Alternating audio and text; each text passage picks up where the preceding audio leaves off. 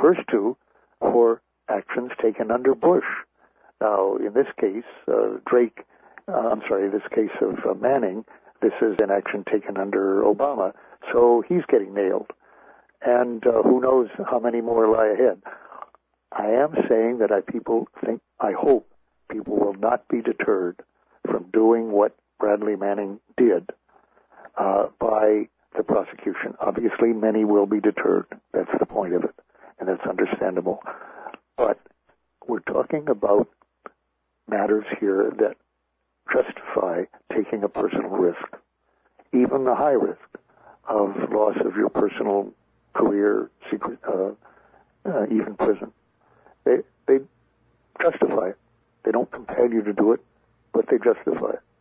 Yeah. Certainly. Well, and Dan, I know you're a former Marine and a former executive branch guy for a long time, and I know you spent a lot of time in Vietnam, especially in the early days there, and you know how it is, and we all know how it is. American soldiers do incredibly brave things to protect the lives of each other, if nobody else, and they're willing and they're signing up to put their life in danger to do what they think is the right thing. And that's mostly in our current era. That's mostly who we're talking to anyway. We're asking you to be brave and take a sacrifice, maybe even go to prison.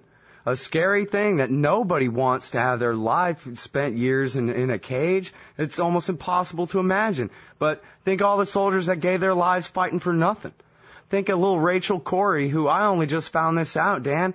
That house that she was standing in front of when the bulldozer ran her over had little kids inside of it. Wow, really? That's why she was standing in front of the building. Her mom and dad told me that on the show last week. Wow. And she said, no, this little girl, she was 23 years old.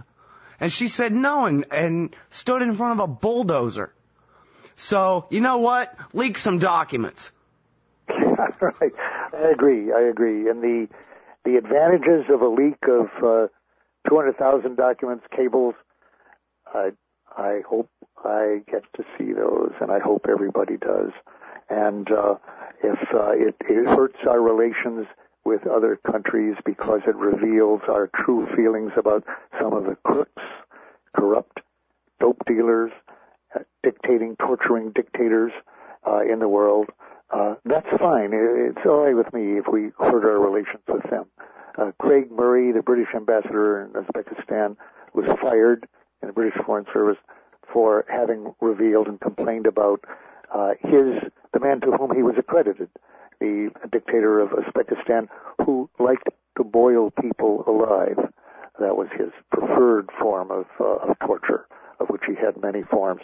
And that was very tactless, they felt, of Craig Murray to reveal that, and he lost his job as a result. Well, according to the alleged conversations with Bradley Manning, he told the man who informed on M. Lamo that what he was revealing was criminal, or almost criminal, as he said. I suspect that's a euphemism. Mm-hmm. He did say that it would reveal in virtually every embassy, that is, country in the world, it would reveal wrongdoing of various kinds, scandal.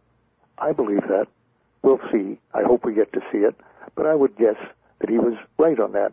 And I would, as of now, from what I've heard of Manning, the statements he's alleged to have made, I trust his judgment as to what the public ought to know, more than that of any of the officials, top to bottom, who kept those secrets.